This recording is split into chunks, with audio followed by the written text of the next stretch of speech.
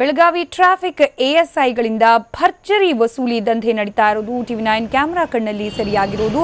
ಪ್ರತಿದಿನವೂ ಕೂಡ traffic rules ಅನ್ನು ವೈಲೇಟ್ ಮಾಡೋರ ಬಳಿಯಲ್ಲಿ ವಸೂಲಿಯನ್ನ ಮಾಡ್ತಾ ಇರೋದು. 50-100 ರೂಪಾಯಿಯನ್ನ ಕೊಟ್ಟರೆ ಯಾವುದೇ ರೀತಿಯ ಕೇಸನ್ನ ದಾಖಲಿಸದೆ ಹಾಗೆ ಬಿಡ್ತಿರೋ ದಂಧೆ ಕೂಡ ನಡೀತಾ ಇದೆ.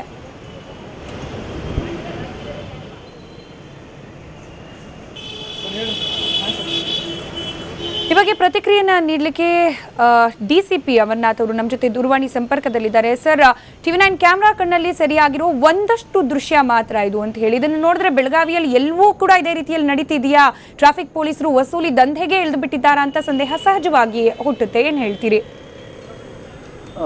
ಮೇಡಮ್, ಇದು ಎಲ್ಲರೂ ಆತರ ಇಲ್ಲ, ಎಲ್ಲೋ ಒಬ್ರು ಇಬ್ರು ಮಾಡೋದ್ರಿಂದ ಇಂಥರ್ಲಿಂದ ಇಡೀ ಪೊಲೀಸ್ ಇಲಾಖೆಗೆ ಕೆಟ್ಟ ಬರುತ್ತಾ. ಮತ್ತೆ ಇಂಥವ್ರು ಯಾರು ಇರ್ತಾರ ಅವ್ರ ಮೇಲೆ ನಾವು ಕೂಡಲೇ ಈಗ ಆಲ್ರೆಡಿ ನಾವು ಪೊಲೀಸ್ ಆಯುಕ್ತರು ಸೂಚನೆ ನೀಡಿದಾರ. ತಕ್ಷಣನೇ ಅವ್ರನ್ನ ಅಮಾನತು ಪಡಿಸಿ ನಾವು ಇಲಾಖೆ ವಿಚಾರಣೆ ಕೈಗೊಂಡು ನಮ್ದು ಇಲಾಖೆ ವಿಚಾರಣೆಯಿಂದ ಅವ್ರ ಮೇಲೆ ಏನು ಕ್ರಮ ಆಗುತ್ತೋ ಅದ್ರ ಮೇಲೆ ಖಂಡಿತವಾಗಿಯೂ ಕೂಡ ನಾವು ಕ್ರಮ ತಗೊಂತೀವಿ. ಈಗ ಒಂದಷ್ಟು ಹೊಸ ರೂಲ್ಸ್ ಗಳನ್ನ ಮಾಡಿದ್ದು ಅದನ್ನ ಫಾಲೋ ಮಾಡ್ಲಿ ಅಂತ ಹೇಳಿ ಅದ್ರ ಬಗ್ಗೆ ಜನರಿಗೆ ಅವೇರ್ನೆಸ್ ಮೂಡಿಸೋಕೆ ಅಂತಾನೆ ಟ್ರಾಫಿಕ್ ಪೊಲೀಸ್ನ ನಿಲ್ಸಿರ್ತಾರೆ.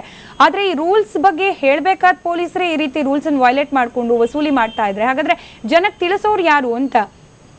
ಈಗ ಅದೇ ಅಲ್ಲ ಮೇಡಮ್, ಎಲ್ಲರೂ ಆತರ ಇರಲ್ಲ. ಇಂಥದ್ರಿಂದನೇ ಪೊಲೀಸ್ ಎಲ್ಲ ಕೆಟ್ಟ ಹೆಸರು ಬರೋದ್ರಿಂದ ಇಂಥನ್ನು ಕೂಡಲೇ ನಾವು ಅಮಾನತು ಮಾಡ್ತೀವಿ. ಮತ್ತೆ ಈಗ ಆಗ್ಲಾರ್ದಂಗೆ ಮುಂದೆ ನಾವೆಲ್ಲದಕ್ಕೂ ತಿಳುವಳಿಕೆ ನೀಡ್ತೀವಿ. ಮತ್ತೆ ಇವ್ರನ್ನ ಇವತ್ತೇನೆ ಕೂಡನೇ ಅಮಾನತು ಮಾಡೋದಕ್ಕೆ ಆಲ್ರೆಡಿ ನಮ್ದು ಆಯುಕ್ತರು ಆದೇಶನ ನೀಡಿದಾರೆ. ನಮಗೆ ತಗೊಂಡು ಮುಂದಿನ ಕ್ರಮ ಇಲಾಖೆ ಕ್ರಮ ತಗೊಂತೀವಿ. ತಗೊಂಡ್ಮೇಲೆ ನಮ್ದೆಲ್ಲ ಇಲಾಖೆಯವರಿಗೆ ಈ ತರ ಆಗ್ಲಾರ್ದ ಘಟನೆ ಆಗ್ಲಾರ್ದಂಗ ನಾವು ನೋಡ್ಕೊಂತ ಮತ್ತೆ. ಈಗ ಸರ್ ಏನಂತಂದ್ರೆ ಸಾಮಾನ್ಯವಾಗಿ ಇದು ಎಲ್ಲಾ ಕಡೆ, ಕೇವಲ ಬೆಳಗಾವಿ ಮಾತ್ರವಲ್ಲ ಎಲ್ಲಾ ಕಡೆ ಕೂಡ ನಡೀತಾ ಇರುವ ಒಂದ್ ರೀತಿಯ ದಂಧೆನೇ ಇದು ಅಂತ ಹೇಳಿ ಎಲ್ಲಾ ಕಡೆ ಟ್ರಾಫಿಕ್ ಪೊಲೀಸರು ಫೈನ್ ಹಾಕಿ ಹೆದರ್ಸ್ತಾರೆ, ರೆಸಿಪ್ಟ್ ಕೊಡ್ತಾರೆ, ದುಡ್ಡಿಸ್ಕೊಳ್ತಾರೆ ಅಂತ ಹೇಳಿ.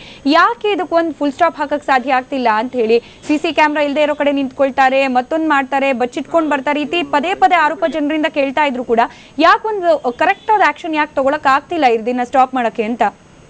ಇಲ್ಲಿ ಎಲ್ಲರೂ ಮಾಡ್ತಾ ಇಲ್ಲ ಮೇಡಮ್, 100% ರಾಂಗ್ ಇದೆ. ಒಬ್ರಿಬ್ರು ಮಾಡೋದ್ರಿಂದ ಯಾವ ಸುಮಾರು ನಮ್ಮಲ್ಲಿಂದ ನಾವು ಬಂದ್ 2 ವರ್ಷ ಆಯ್ತು, ಯಾವ್ದು ಘಟನೆ ಈ ತರ ನಡೆದಿದ್ದಿಲ್ಲ. ಈಗ ಒಬ್ರು ಇಬ್ರು ಈ ತರ ಇದಾರ, ಅವ್ರನ್ನ ತಗೊಂತಾನೆಲ್ಲ ಸರಿ ಮಾಡಿದ ಮೇಲೆ ಇಲಾಖೆಗೆ ಎಲ್ಲರೂ ಸರಿ ಖಂಡಿತವಾಗಿ ಆಗಾಗ್ತಾರ.